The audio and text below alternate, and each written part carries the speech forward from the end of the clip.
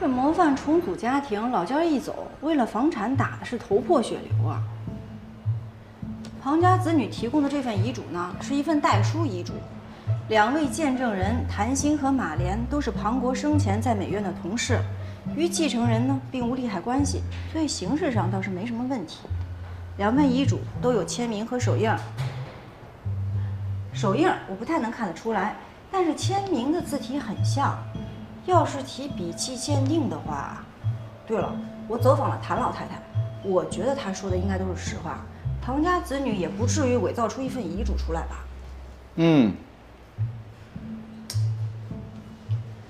问题在于，咱们手里的这份遗嘱呢，落款竟然没写日期，而吴家子女的这份遗嘱不仅是自书遗嘱，落款也是有日期的。理论上，没有署名日期的遗嘱很容易被对方主张无效。对方手里的这份遗嘱呢，订立时间是去年的6月26日。咱们手里的这份遗嘱，庞家子女说是老人过世前不到2周变更的，和谭鑫确认这份遗嘱的订立时间吻合，那它就能代表2位老人去世前最终的真实意愿。意愿真不真实，这事要靠证据。证据形式要件存在重大瑕疵的情况下，光凭代书人、见证人以及被继承人的证言是无法让合议庭相信我们这份遗嘱是有效的。那你说怎么办？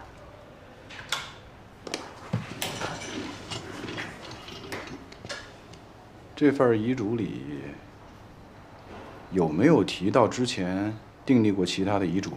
或要撤销其他遗嘱？没有。那你有没有问过当事人或代书人，为什么当时在这份遗嘱写的时候没有写上时间吗？根据谭老太太回忆呢，代书遗嘱的时候，她写完了就找2老确认，确认完没问题就签字摁了手印。她准备拿回来把日期写上的时候，这个时候床头的茶杯打翻了，茶水就把这张纸给泡了。结果谭老太太又重新抄写了一份，让2老确认签字摁手印。第一份就没有日期嘛，所以抄上的这份也没有日期。一来二回的一折腾呢，最终就是把这日期给忘了。听起来呢是有这个可能。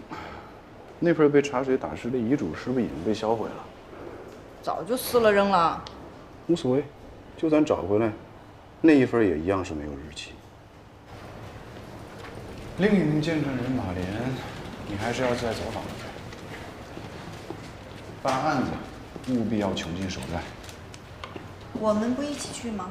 我还要去海港看守所找王博、雷小坤签委托书。没有本儿你怎么去会见啊？穷尽手段。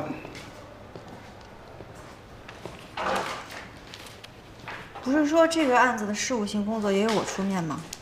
你是不想让我碰这个案子了？你别误会啊，我就是自己心里头有点不安。以我对邝北平的了解，我俩一旦合作，他对我的打击一定会接踵而至。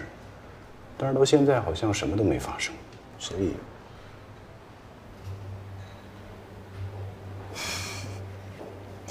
难道说出门就得被人砍，你才比较安心吗？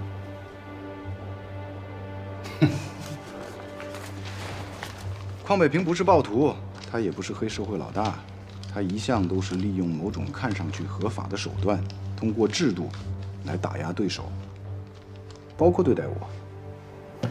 他除了利用制度让我暂停执业资格，剩下的就是尽可能的孤立我，直到让我行业性死亡。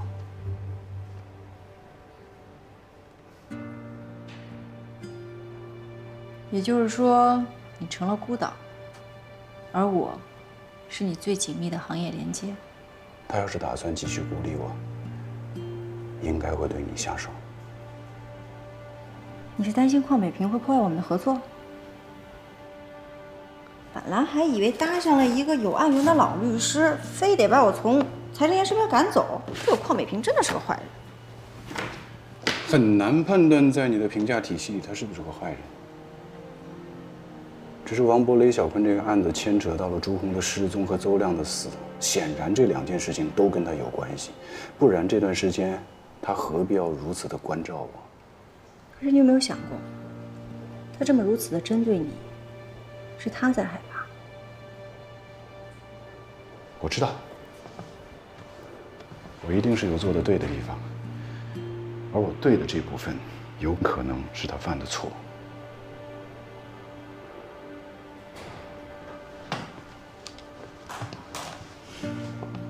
肖律师，你有没有考虑过风险成本？你是说来德智的时候，还是我们俩刚开始合作的时候？没区别吧？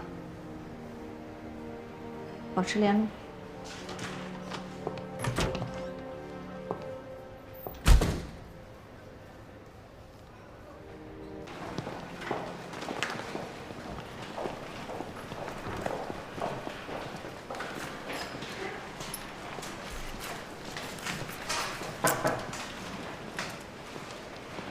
乔律，你刚才不是跟肖律师出去了吗？哦，肖律师去取证了，我得去趟看守所。谢谢你的车。乔律，还有什么是我能帮上忙的吗？你什么都不做，就是帮我了。门给你带上了啊。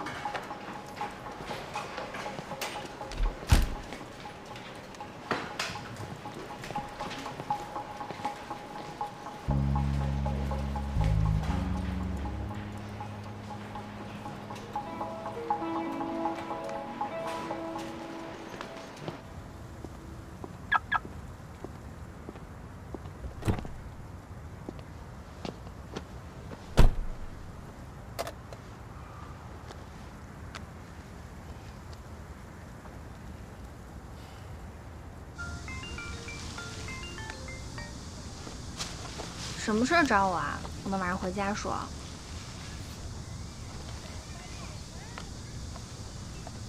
你和孙律师见面，没有透露我的身份信息吧？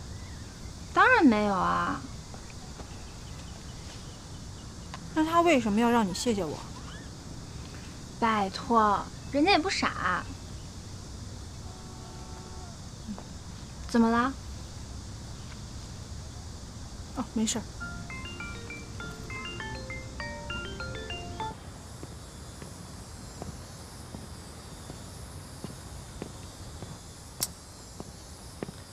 又不接电话，东北，又见面了。哎，你说我俩刚分开不到2小时，又在我们所楼下邂逅了。对呀，怎么又见面了？我刚好路过这儿，你刚好路过，我又刚好看见，刚好我又上了车。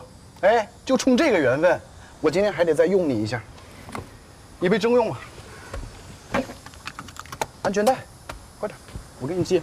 哎呀，行了，哎呀，慢点啊。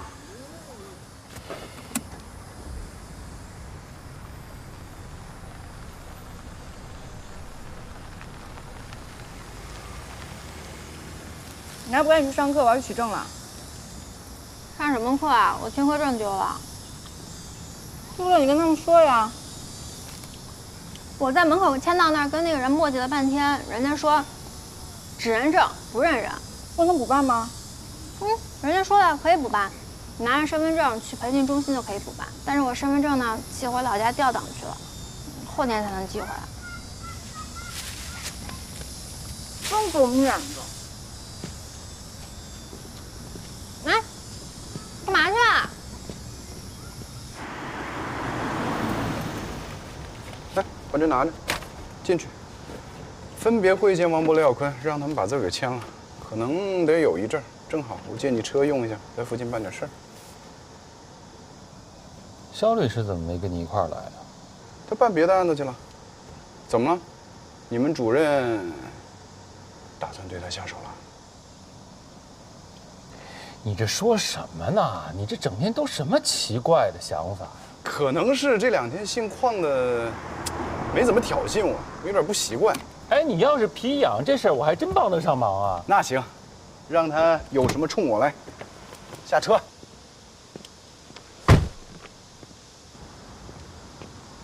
小心碰头。你少来吧。哎呦，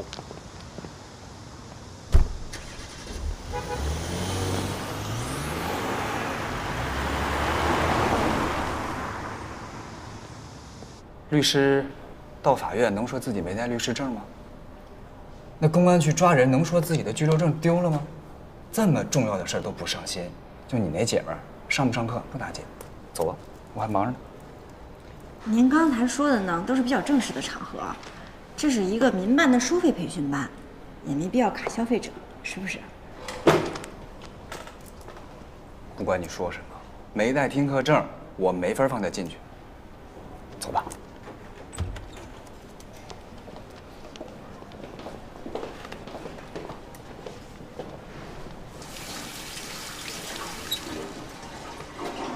来吧。范律师，等我下课再过来。好。您也是律师吧？啊。那怎么在这帮忙签到？您是政法毕业的？我这个是我原来同学开的，我就过来给他帮个忙。那您是我师哥呀？你也是政法毕业的啊？啊，我在政法读那个在职硕士。硕士？哪个方面啊？邝教授的刑诉。哎呦，邝教授的硕士啊？老爷子现在还收硕士吗？他现在很少收硕士了，我也是有朋友引荐才有的机会。谁呀？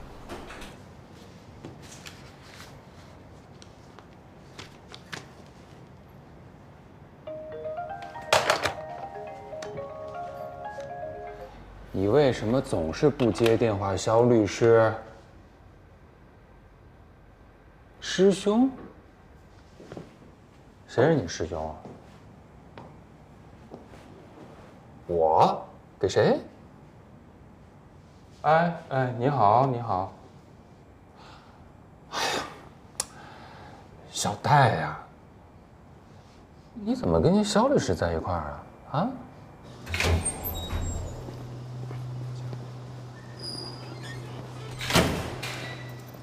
赵敏，这2位是最高院的同志，需要提训一下王博和雷小坤。哦，有律师正在见他们俩。不过没事儿，我可以优先安排您2位。总得讲个先来后到吧，等里面律师见完再说吧。正在会见王博、雷小坤的是哪位律师啊？哦，叫薛东，金富律师所。金富所。就邝北平那所。2位这边稍等一下。好。可以啊，这当了律师就是不一样啊，无证驾驶还有赠品。快去上课吧，我还得取证呢。别绷着了，心里得意就笑出来吧。快去吧，走啦。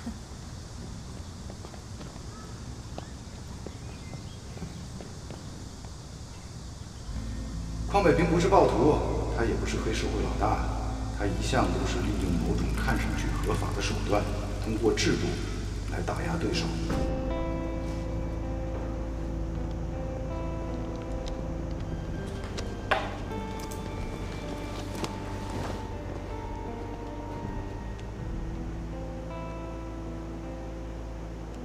这乔雅婷有2下子啊，居然能指使金富所的律师替他出面办事儿。没办法呀，而且他现在这种尴尬的身份，没准对咱们来说还是好事儿。但他现在的身份是不能直接参与任何代理工作的。确切的说，他和王博、雷小坤的案子名义上是没有任何关联性的。所以啊，如果需要沟通的话，咱们跟他之间也不存在任何需要回避的情况。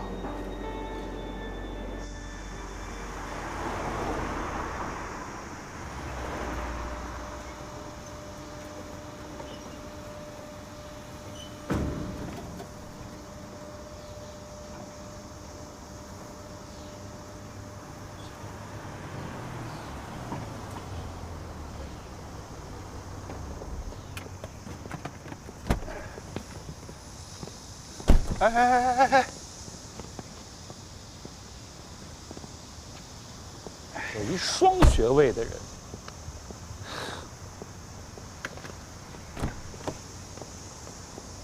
都办完了，您还有什么吩咐吗？来上车，我带你去个地方。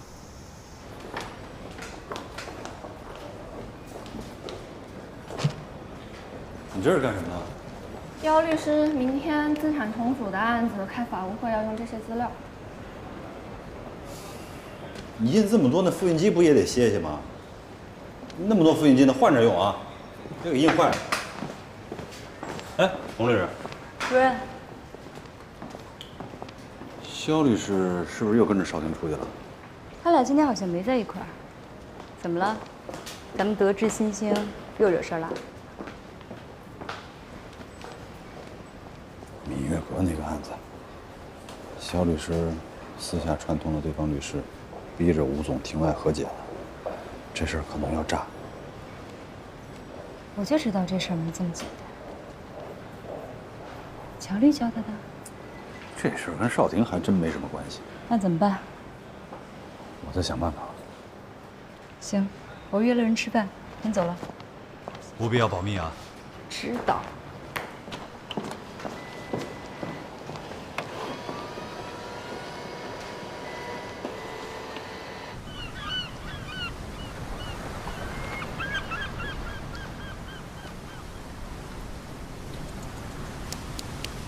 他俩就是在这儿把笼子给踢下去的。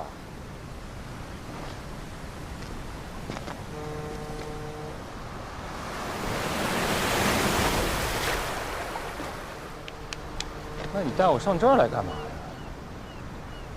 我想把你推下去，测一下水流多长时间会把你卷到入海口。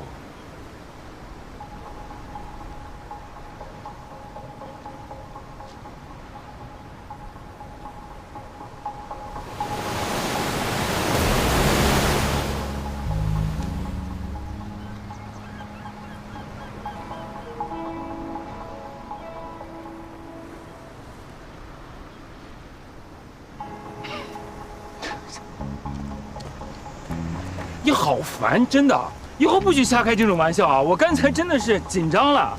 紧张什么呀？要是你这么说，我肯定不会害怕。所以你看，还是我信任你多一点。把你推下去，与我有什么好处吧？除非人家给我1个亿，啊不，起码3个亿，我才会把你推下去。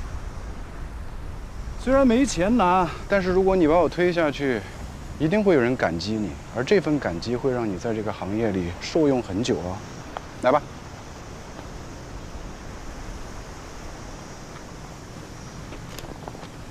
这话说的。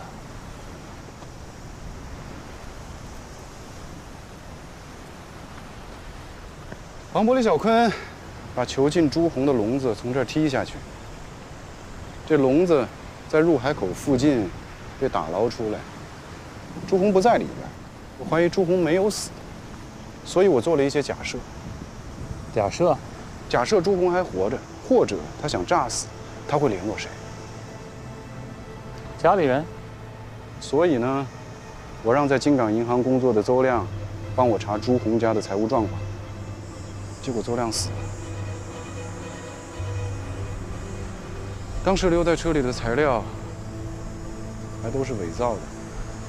我也被抓进去了。这说明什么问题呢？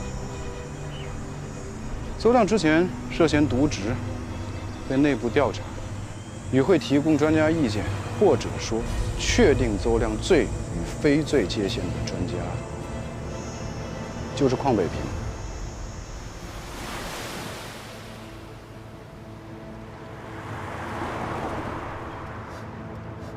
邹亮出事之前，单独寄了一份材料到我家。这份材料里有朱红的家里真实的财务状况，这部分印证了我的假设。朱红的家属之一，也就是他的岳父严培旭，是邝北平当年在兵团的战友。你是想说，邝主任通过渎职挟制邹亮，然后给你提供假的信息，最后把邹亮给杀了？这里面有一部分我也没想明白。也许邹亮是死于意外，或者是说因为其他的原因。咱不妨再做一个假设：如果邹亮没死，而我相信了他提供的材料。那你等于是向司法机关提供伪造的证据来陷害被害人的家属。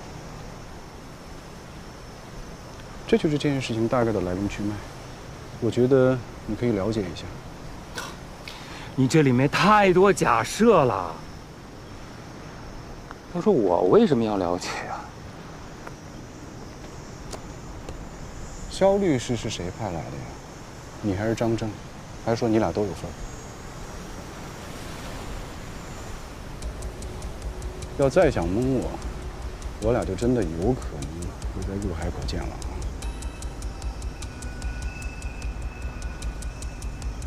就算是我吧。你把他派到所里来是为了私下帮我？当然不是。我是要派个人和你一起扳倒那个人，我好做上金富的主任。你，应该不会这么想。你也不可能真的把我给踹下去。可是你知不知道，你这么做就相当于把一个新入行的年轻律师置身于职业的悬崖上，一脚把他踹下去。这是他自愿的。这里头有什么风险，他很清楚。在我跟邝北平的较量中，有很多人都在观望，而有些人发现他没有办法再袖手旁观，因为邝北平一旦干掉我，接下来将会轮到他。你原本可以观望的，不管你出于什么样的动机，你选择帮我，谢谢你。我只希望不要牺牲肖律师。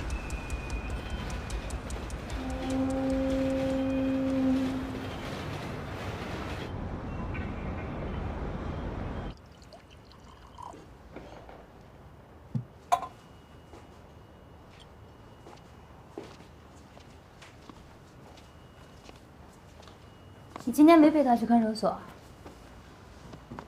今天他说他找别人陪他去了。你不在他身边，乔律还真是没抓手。今天我在律所碰到他，他还问过我。我当时正好有事儿，实在没工夫陪他去。那如果您今天有时间的话，您会陪他去看守所会见吗？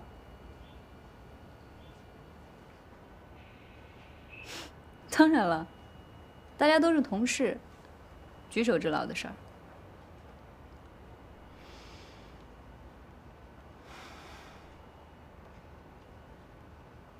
没什么事儿，我就先走了。洪律师再见。肖律师，乔律办案喜欢掺杂一些个人价值评判，你最好不要被他带偏，否则真出了事儿，能救你的人不会救你，想救你的人救不了你。洪律师，请放心，不管是经手的案件，还是关于乔律师，我都会做出自己的判断。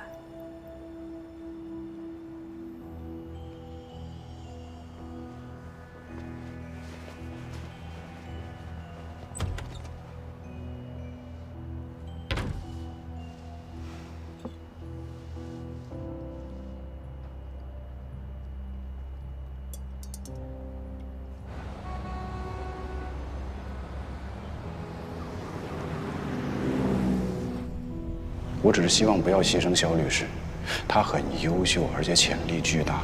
像他这样的人是我们这个行业的未来。那你从一开始就不应该和他搭档啊！而且人现在在你那儿，我说了不算，还有乔少廷。不管是我还是肖律师，你心里比谁都清楚，跟你在一起搭档会有什么样的风险。你这会儿在这儿当什么好人？你说的对。我确实后悔了，我不管，你想办法让邝北平不要再针对他。我怎么可能呢？你帮我在京港银行调查资料的事，也许你能糊弄过去，但是今天在看守所，你会见王博、李小坤的记录，如果邝北平要查，是一定会查到的。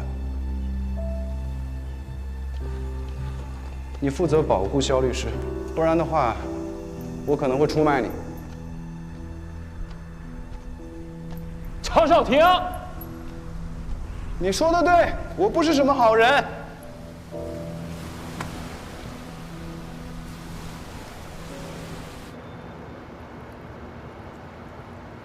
你什么时候成了邝主任的在职硕士了？咱不是互相利用吗？能用到我就用了。今天我就在干本来该你干的事儿。怎么着？乔律师回来找了你，你是来诉苦的吗？顾问费的事儿已经提现了，怎么交接？今天有点累了，改天再说吧。你等等，还有什么事儿啊？你们俩最近有没有什么异常？什么算作异常？就是最近你们办的案子当中，有没有什么关于星象和月亮之类的？你要是再不挂电话的话，我就会有很多跟太阳有关的话对你说。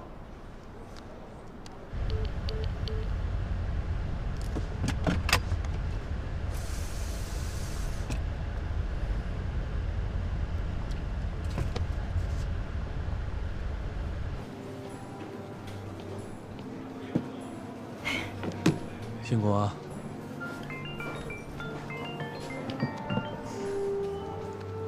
喂，哎，刘法官，是我。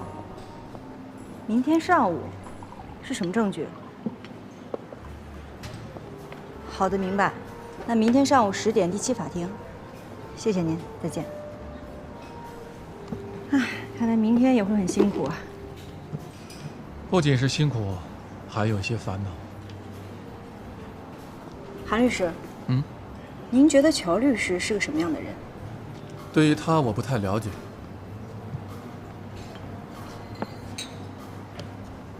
但是张主任给我讲过一个他们大学时代的事儿。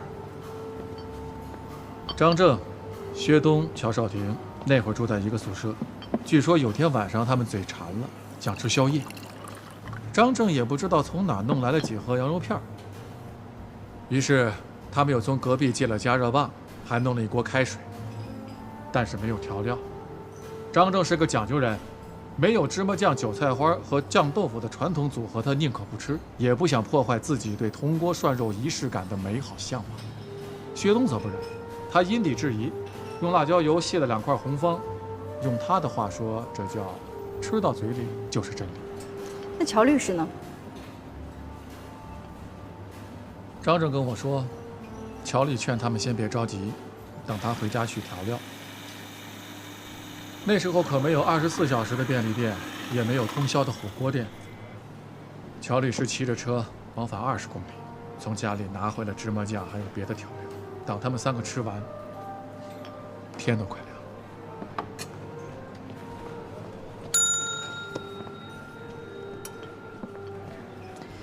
我能感觉出乔律师是一个很执着的人。照这么说，他是不是也很会为他人着想？如果你指的是他没有把你的名字写在2份委托书上这件事，那他应该是为你着想的意思。可我确实又有点想办这个案子。你的烦恼不是你能不能办这个案子，而是乔律师会不会答应你。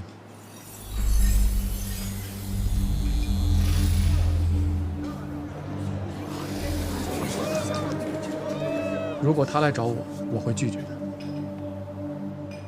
乔律师既不想伤害德之所的同僚，又找不到对邝北平无所谓的人，他剩下的选择就很少。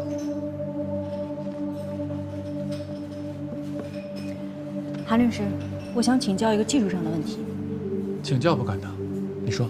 2份书写时间相近的书证，能否通过笔迹鉴定区分出时间的先后呢？这个，我得帮你问一下司法鉴定中心的朋友。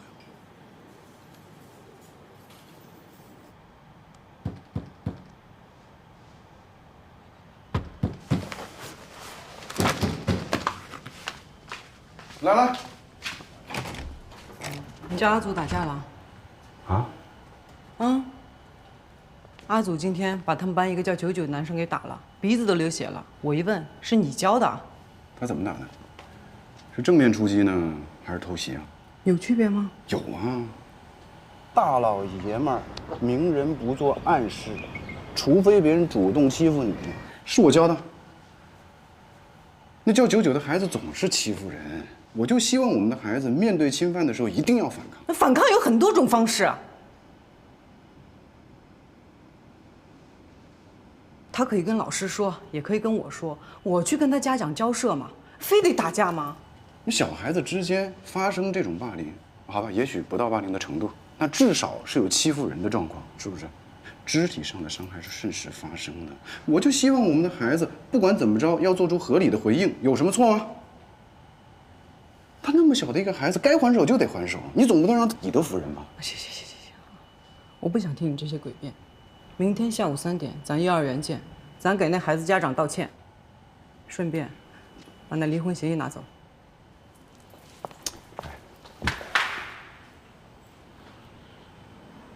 关锁了。哦，是，但不是我，是房东。我之前不是进去了吗？然后，行，我给你拿一把新的过来，你等我啊。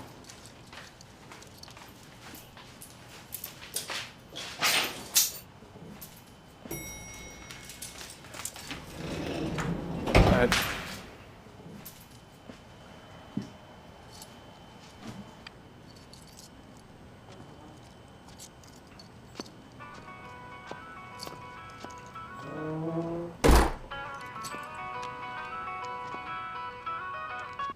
哎，小厂，怎么了？那个，虽说你是受害人，但也是案件的证人。不是，你都答应我来做笔录的，这都多久了呀？你被打到住院了呀？哦，不好意思啊，我这一忙给忘了。哎呀，反正我伤的也没多重。哦，所以你就放了向阳分局的鸽子？啊？我说乔尔廷，你是有多不愿配合公安机关呀？啊？我真没那意思，你这样啊，明天我肯定去。我就是善意的提醒，你随便。哎，校长，你稍等一下。说。王博、雷小坤那案子，如果我有总结出一些案件疑点，我是说啊，我知道海港支队有很多人都是你的小兄弟，你能不能帮忙提醒一下他们？你是知道规矩的。现在这个案子已经到最高院了。你让我私下去找侦办人员，你几个意思啊？你听着，既然你死盯这个案子不放，我建议你把你觉得有疑点的地方准备一份书面材料，按照正规流程向你觉得合适的机关单位申报，肯定会有人接收的。你的意思是，海港刑侦支队其实还在……我什么意思也没有，记得明天来录笔录。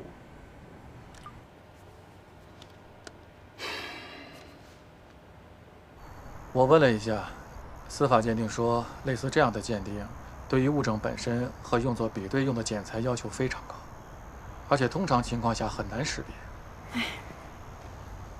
但是有意思的是，今天还有一个男律师也亲自到了司法鉴定中心去询问了同样的事情。乔律师，我的朋友说，是他同事告诉他的，具体没有问，但根据描述，大概是那个骑行20公里往返去取了芝麻酱的人才能干得出来的事儿。原来大家都想到这个突破口，但是此路不通啊。刚才另一个案子的法官通知我，明天上午还得去听一个录音证据，原告刚提交的，也不知道搞什么飞起。证据突袭是吧？嗯，没关系。如果当庭质证拿不准主意的话，你就跟他们说，回去和当事人核实。不想这么训呀，第一次突袭就被打得不能还手了。那你可以叫乔律师一起，他是反突袭的高手。当庭质证，还可以隐晦地向合议厅提议确认证据关门的时限。乔律师呢，现在一门心思的都放在雷小坤和王博的那个案子上面，我就别给他添麻烦了。再说他去了也就是做旁听席，真要有什么临场应变的，其实他也帮不上忙。你信任乔律师吗？我觉得他很想信任你。其实你可以试着信任你身边的伙伴。韩律师觉得什么样的人能称得上伙伴？每个人不一样，应该是让你觉得有安全感的人吧。这个你应该分辨得出来。就像那天你吃的那一碗意面，一开始你不觉得辣，但是后来你吃出来它是刚出锅的，是热的。吃口暖食，总会让人觉得心安一点。韩律师，您是？你明天质证是上午还是下午？上午10点。那你还有没有时间去找当事人再拿一份委托书？可以啊。9点半，拿着委托书到所里，盖章出庭函，我陪你质证。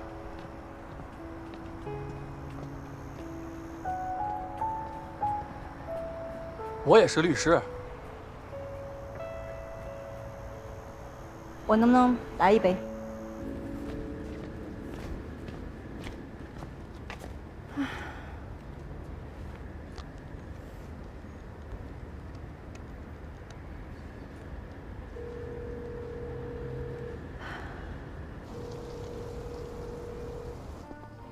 关于那笔顾问费啊，我跟你说一下怎么交接。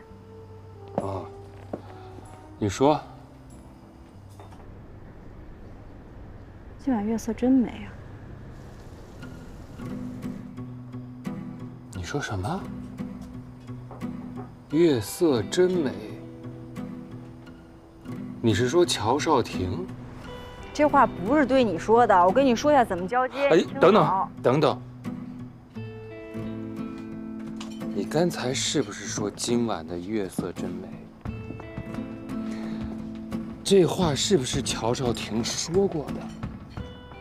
他问我的这些话是不是就是这个意思？我跟你说的是实话，你自己抬头看看呀。还有那笔钱，你到底想不想给我了？